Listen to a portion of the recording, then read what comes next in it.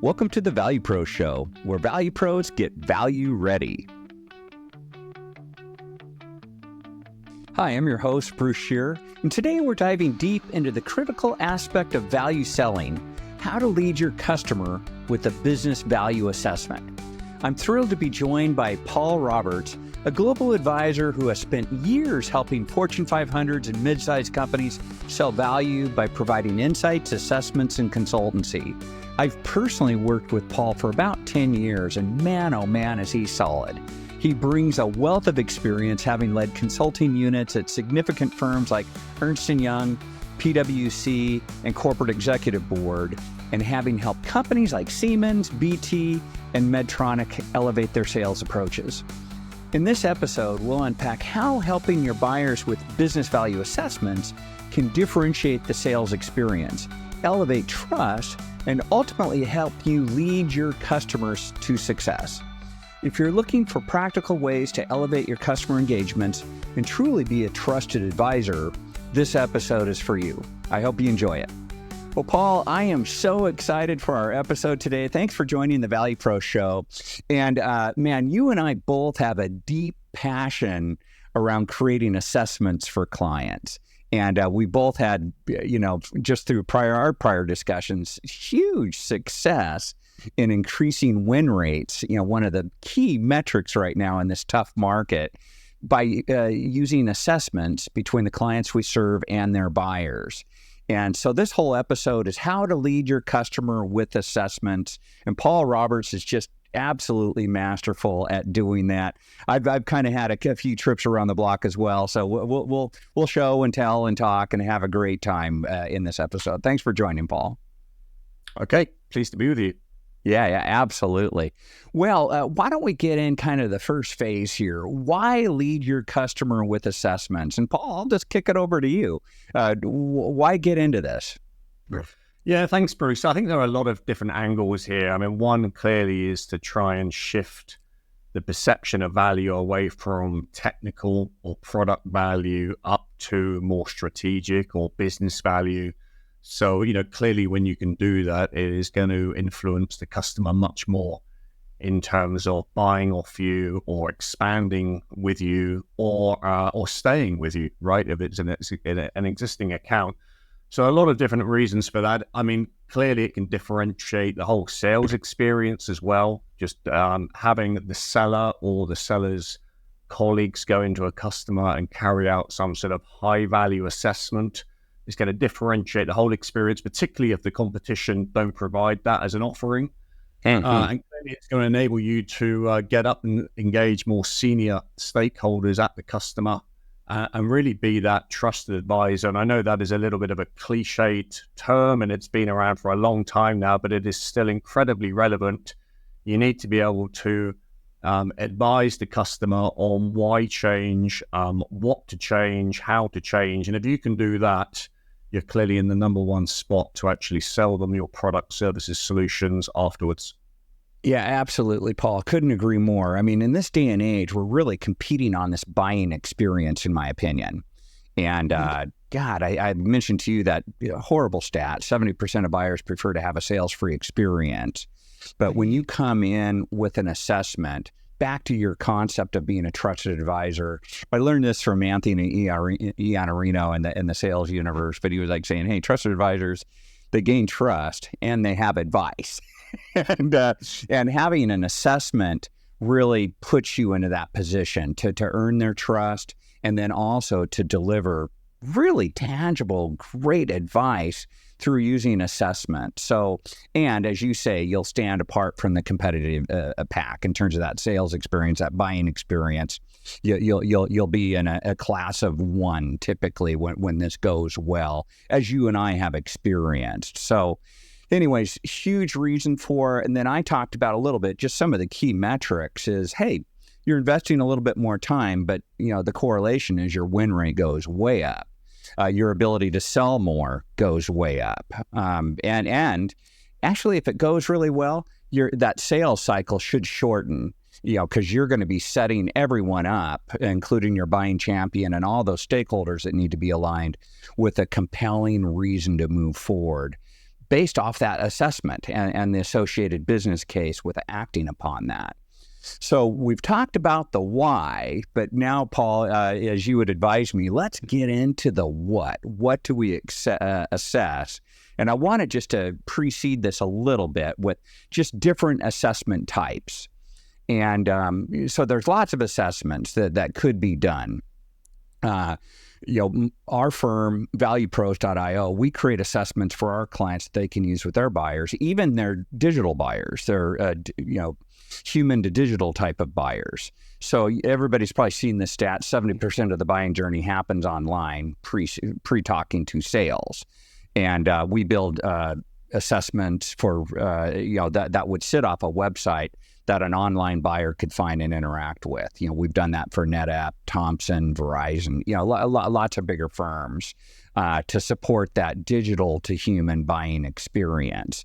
And I'll show something like that today, but I'd put that on one side of the continuum versus very deep assessments, and that's where Paul really kicks in with his experience on that. So is that a good framing, Paul, in your opinion, for how to set up these different assessment types? And then I'll go ahead and show some examples.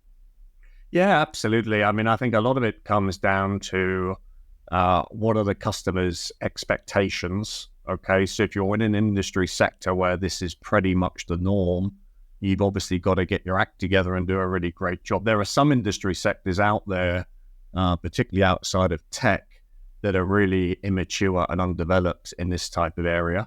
A lot of it comes down to, if you think, customer segmentation as well. So clearly your larger, biggest strategic accounts, you're going to really want to do something good quality with them as opposed to a real light touch assessment, and they may be really underwhelmed by that. Whereas, maybe a mid-sized customer or even a smaller one may be very happy with a kind of a lighter touch assessment. So clearly there is a kind of a cost of sale angle to the assessment in terms of how deep do you go, to what extent is it virtual, remote versus in person. I mean, when I think about, I do work a lot in the industrial sector, oftentimes then the sellers and their colleagues will need to physically visit a site or multiple sites, walk around, talk to people, look at data. I mean, that's very different from saying to a customer, hey, send me a little bit of information on this. We'll run it through a tool and it'll spit out some answers or some sort of assessment.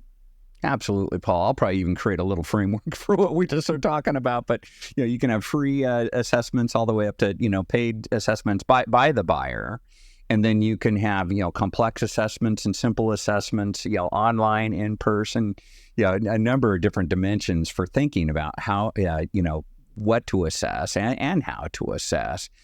What I wanted to do is just show typical assessment. We ourselves created one that I'm hoping everybody either listening or watching the show is really going to kind of jump out there and take. It's free to you, but it's really awesome. We call it our Value Ready assessment.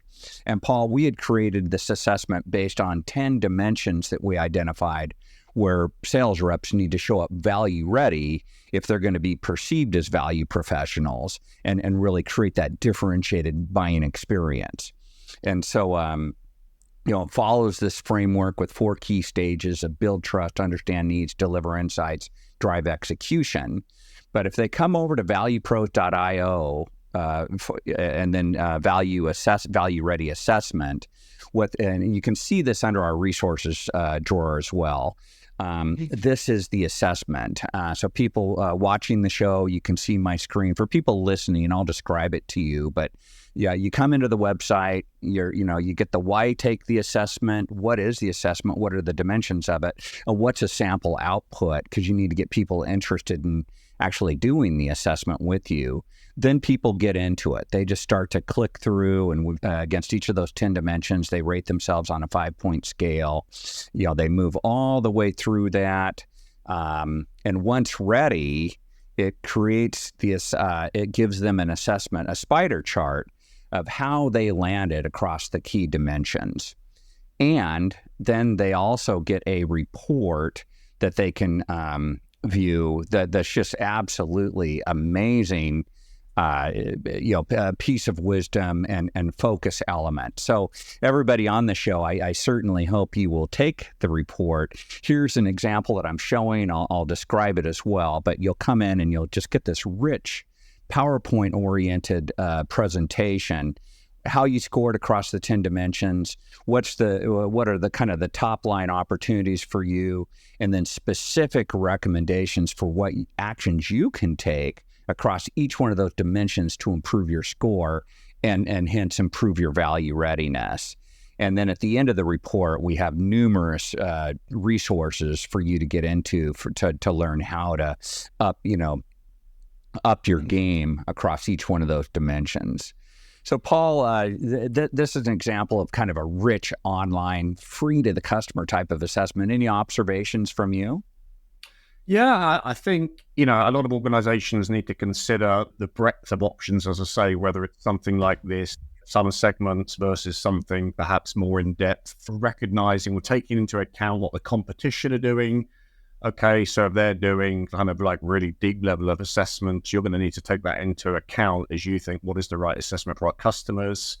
You got to think, where do my buyers get their advice from today? Okay, so are they getting it from the competition? Are they getting it mainly from consulting firms? So there'll be some industry sectors where really the sales organization that is selling products and services needs to really be seen in some areas as an alternative, a quality alternative to one of the big accountancy or consulting firms that would kind of typically go in there in the past. And when I think back to one of my corporate roles, Bruce, we developed an assessment, a consultancy offering that ultimately customers were feeding back to us, hey, I don't need to go back to KPMG or Deloitte anymore and get their help on this area, because you guys are now helping me on this area. I don't need the advice. You guys are giving me the advice, and I know you've got to sell a product, but I trust you, and and all of your kind of calculations and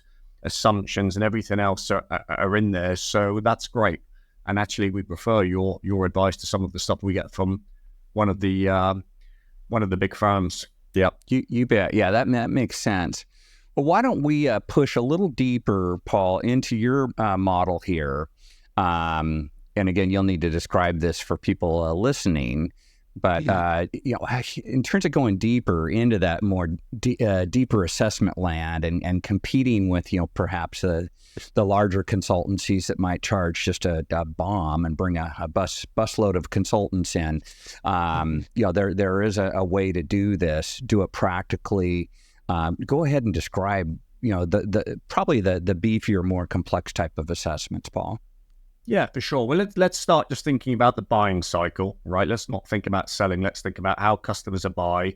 So I think everyone listening will have a mental model in their head. There are a number of diagrams out there, all fairly similar over the last 10 or 15 years that really talk about customers thinking about, why would I change what I do today in terms of the kind of status quo, through to, why would I change and then work with you? Okay, so that's a separate point. Why would I work with you, the provider, to implement the change? And then obviously after you've signed the contract and you've delivered something, maybe 3, 6, 12 months later, they're going to be thinking, did you actually deliver the value that you promised, many, many months ago?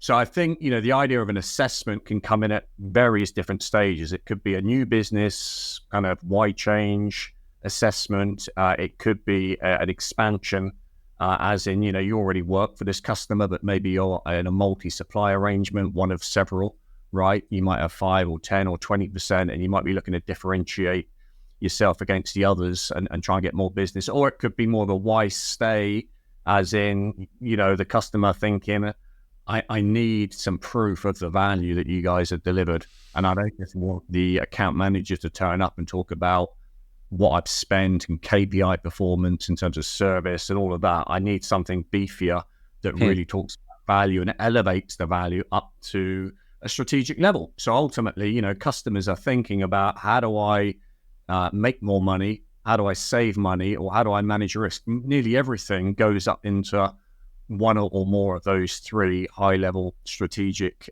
imperatives.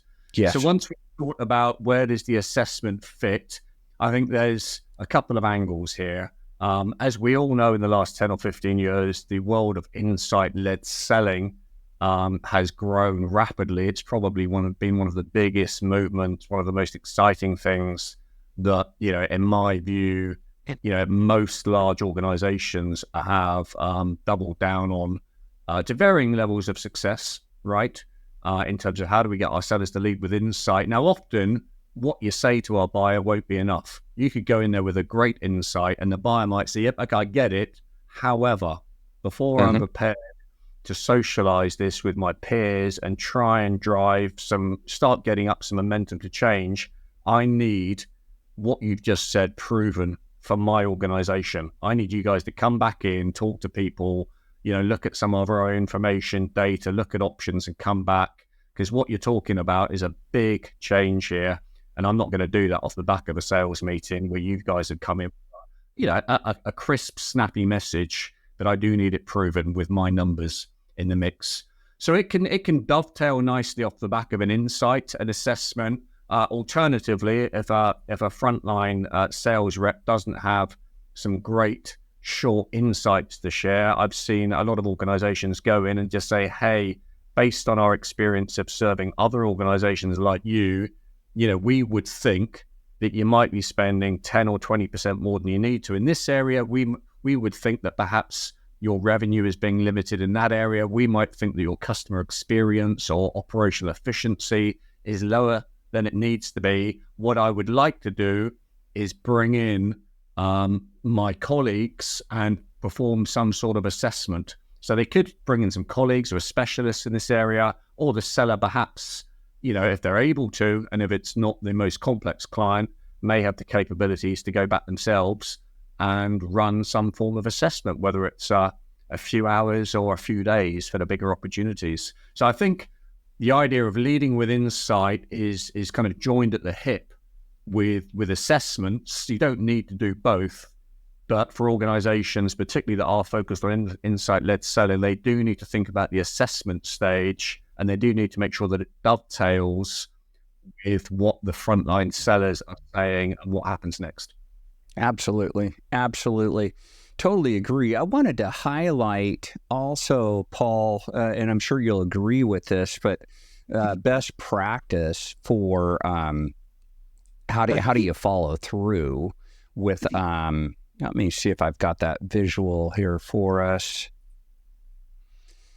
Yeah, so, we can have a light assessment or a deeper assessment, but the key thing that I think about when I'm advising clients, Paul, is what are we going to do with that assessment and how do we get alignment around that assessment? So even with this assessment types visual, if you're watching the show, the visual on the right, if you're listening, it's a person standing up at a whiteboard or a projector screen pointing at the results of an assessment with everybody checking it out, tuning in and getting alignment around that.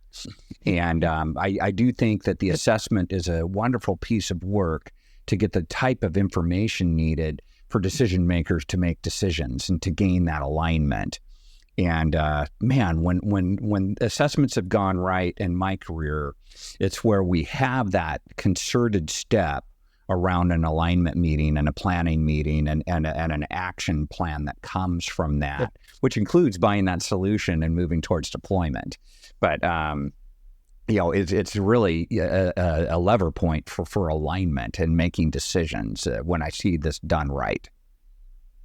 Yeah, absolutely. And I think, for most types of assessments, there are going to be three types of work phases needed. One is clearly gathering information, right? Whether that's a customer or maybe it's some external benchmark information as well or whatever. It could be some qualitative, it could be some quantitative, maybe a mix of both.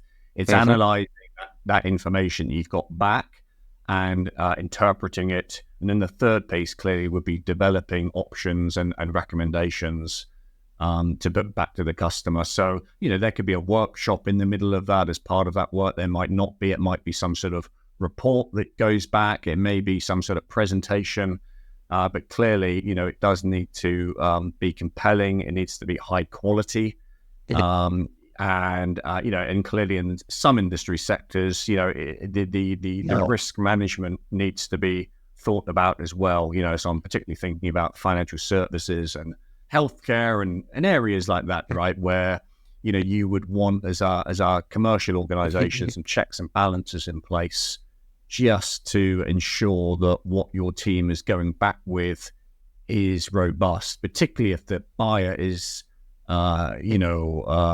viewing the output that they get as maybe formal advice versus just, guidance, that type of thing. Yeah.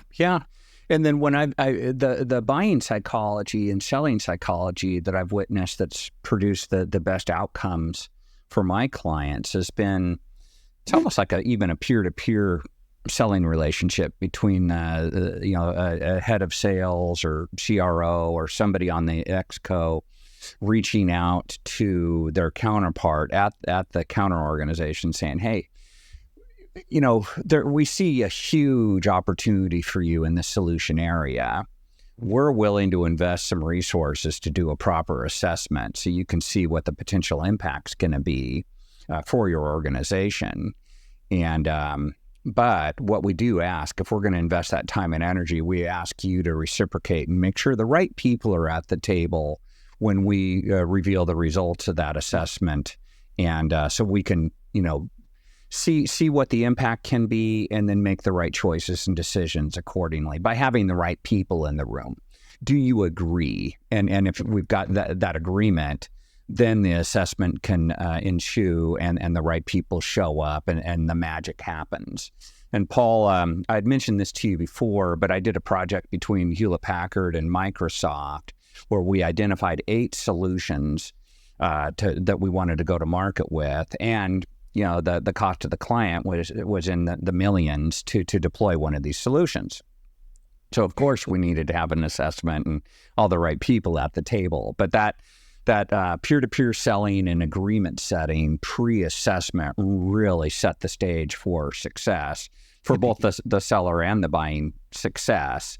And when we had a workshop, we designed a 2-hour workshop around that.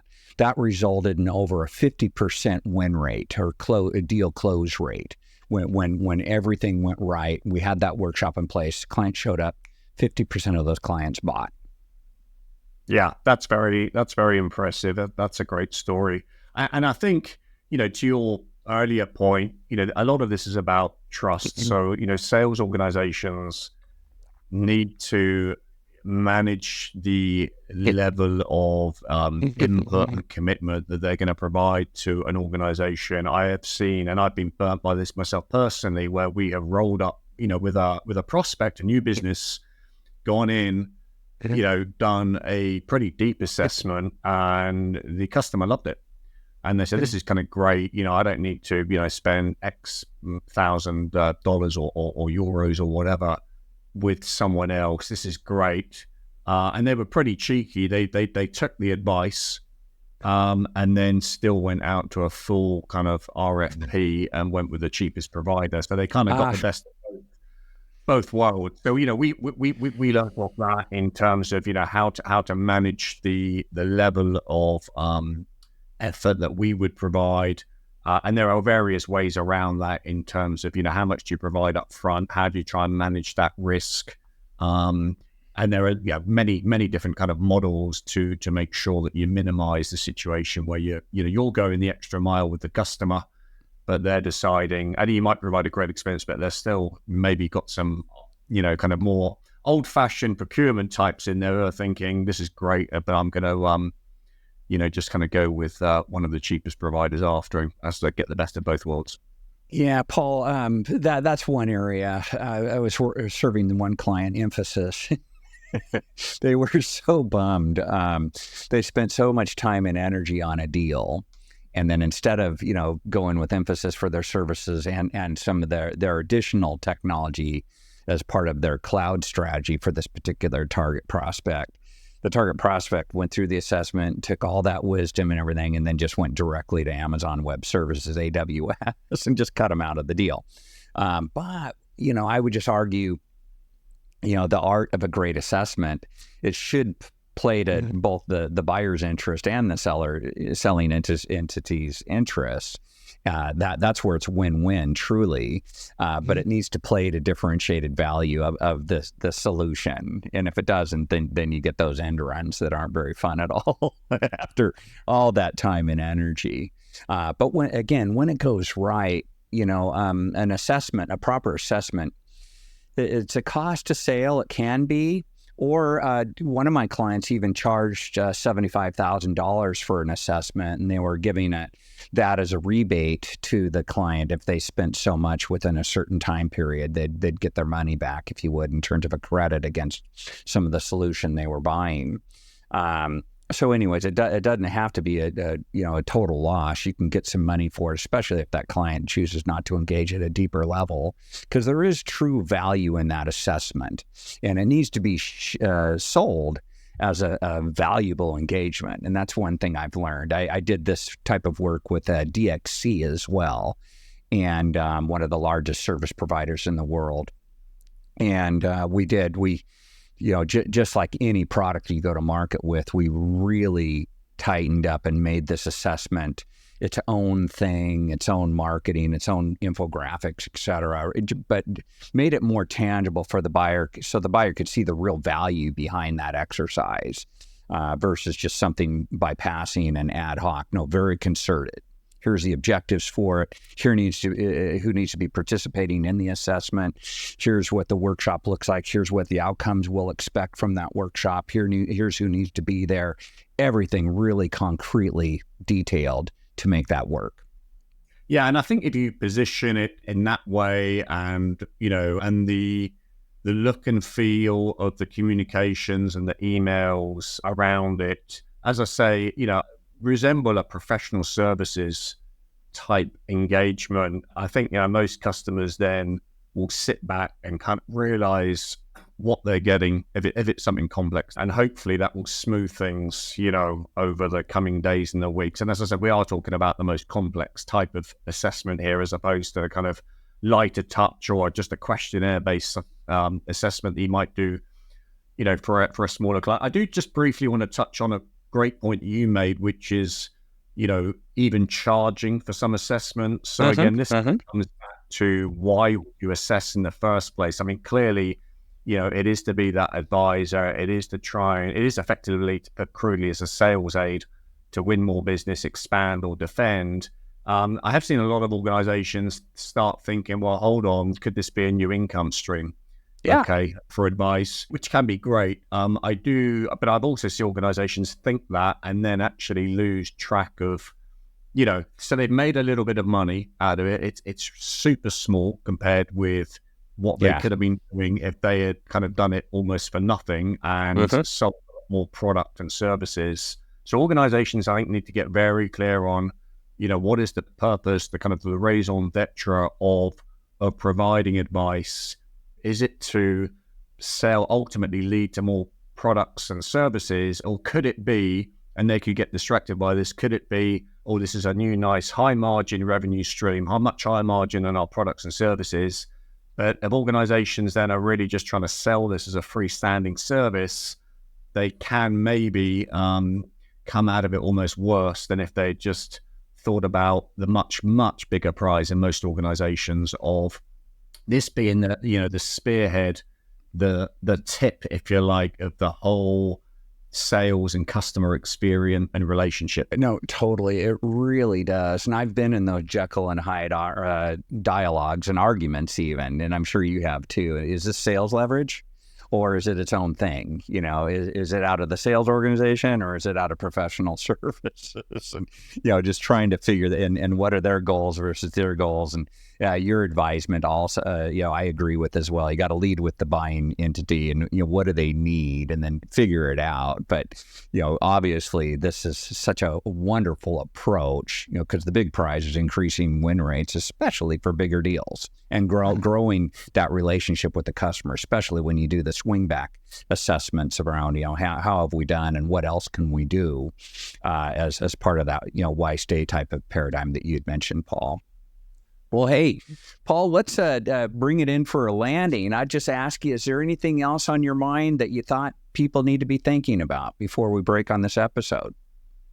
No, I think the big questions are why do it, what to assess, and how. And I think the what to assess sounds like it's pretty obvious, right? If you provide products and services in, you're going to be assessing what is the status quo of the customer, what are the alternative approaches that they might be taking. All I would say is that oftentimes it makes sense for the sales organization to maybe broaden that out a little bit in terms of the breadth of what they look at the customer. So sometimes it might make sense to look at some things, just outside of maybe their products and services that can, it would just make sense to the customer, if they get a report back that looks at a particular area, and if it excludes certain things that the sales organization doesn't do, sometimes that can look a little bit kind of odd in the eyes of the customer, right? So as an example, I work for an organization that used to provide fleet vehicles in, right? So trucks, vans, cars, at a fleet level, thousands of them into different organizations. And when we went in and did assessments, we would look at some things in that ecosystem as the customer saw it, related to fuel, related to accidents and rates and insurance and taxation, and all the rest of it, right? And some of those things we didn't have a product to sell to solve a particular problem, but it was just pretty obvious to us that it would be sensible to look at some related areas. It was fairly easy for us, and also it delivered a lot of value back to the customer, and it just helped with the whole package, if that makes sense. Awesome. Oh yeah, totally. Well, I just really encourage our listening and viewing audience, if you think an assessment's going to help in your area, please reach out to us. This is what we do. One of our favorite things to do, Paul and I. The other thing is, if you want to see what a good assessment looks like, that's more on the free side, and also probably directly related to yourself. If you're a revenue team leader, you want to assess your team, or if you're an individual contributor and you want to assess your own abilities across these value-ready dimensions. How value-ready are you?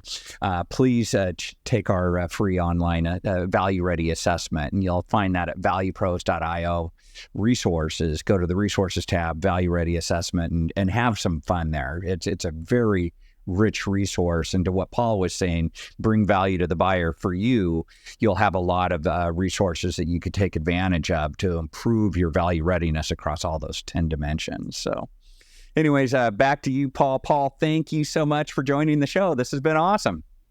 Yeah, no, it's been great talking with you, Bruce, and hopefully this has been a useful session as well for all of those growth leaders out there that are trying to find new ways to drive growth in their business. Absolutely. Yeah. 2025, I think it's going to be rough, and this will be one huge area that'll improve the buying process and the selling activity. Having an assessment in your quiver will be very helpful. Thank you, Paul. Thanks, Bruce. Cheers. Thank you so much for joining us on today's episode of the Value Pro Show. Paul Roberts' insights have been fantastic. It's clear that assessments can be such a powerful tool for guiding our customers to a better outcome and setting ourselves apart in a crowded marketplace. For those of you listening, don't hesitate to reach out to Paul on LinkedIn. You just need to type in Paul Roberts Advisor into the search bar and he'll show up immediately. Or you can find him here at valuepros.io if you're interested in leveraging Paul for assessments or for your sales strategy. We'd be excited to work with you on that. And don't forget, we've got a fantastic free resource for you, the Value Ready Assessment. Head over to valuepros.io, go to the Resources tab, and take the Value Ready Assessment to see how prepared you and or your team are to deliver value to your customers. It's a great way to identify areas to improve and ensure you're value ready for 2025. Thanks again, everyone, and stay value focused.